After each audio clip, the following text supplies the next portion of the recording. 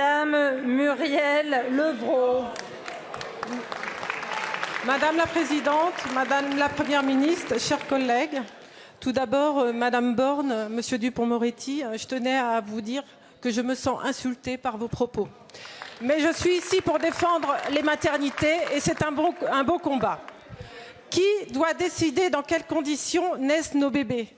Dans les 40 dernières années, 2/3 des maternités ont fermé leurs portes et la tendance se poursuit.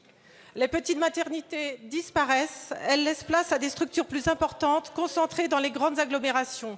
Mais même dans ces grands centres, c'est la pagaille. Ainsi, en Seine-Saint-Denis, les sages-femmes en sont aujourd'hui réduites à orienter les parturientes vers d'autres établissements. On parle alors de délestage, et ce n'est pas sans risque pour les mères et leurs enfants.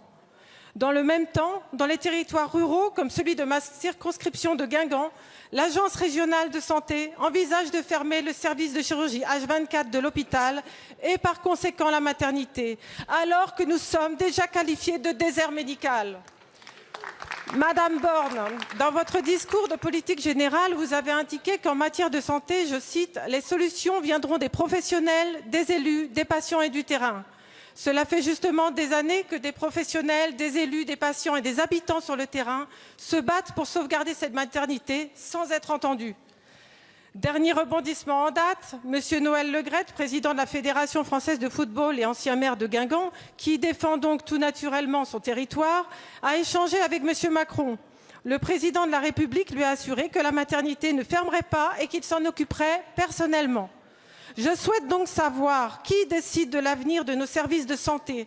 Les professionnels, les élus, les patients et le terrain, comme vous le préconisez, Madame Borne, l'ARS et les cabinets de conseil, ou M. Macron tout seul? Faut-il compter sur le fait du prince et les bonnes grâces du président de la République pour qu'un service de santé publique soit sauvegardé?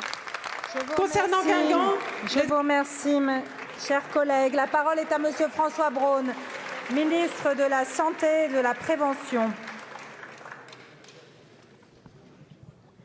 Madame la Présidente, Mesdames et Messieurs les députés, Madame la députée Levrault, notre pays connaît depuis plusieurs années une réorganisation continue de ses maternités, sous l'effet certes de contraintes de la démographie médicale, mais surtout devant des exigences de sécurité et de qualité des soins.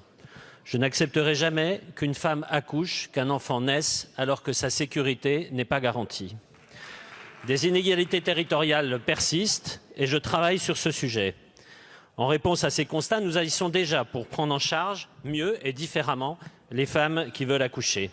Déploiement en cours des maisons de naissance, de 8 expérimentales actuellement qui vont être pérennisées, nous passerons à une vingtaine.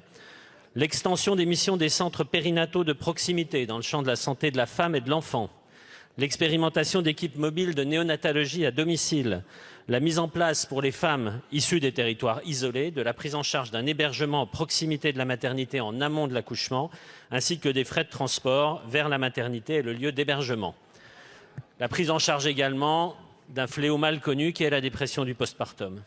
Nous renforçons également l'attractivité des métiers du soin, notamment pour les maternités. La question de l'exercice mixte ville-hôpital est centrale, principalement car la pénibilité du travail de nuit et de week-end nuit à l'attractivité de nos maternités.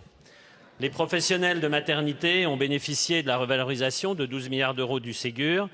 Les sages-femmes ont bénéficié de revalorisations complémentaires portant la hausse de revenus à 500 € par mois en moyenne.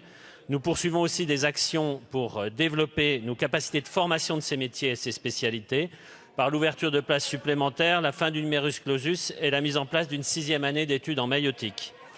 En outre, pour soutenir les personnels des maternités, dans l'attente des travaux menés dans le cadre de la conférence des parties prenantes, il ne vous aura pas échappé que les mesures de la mission sur les urgences s'appliquent également aux maternités. Merci beaucoup, Monsieur le Ministre. La parole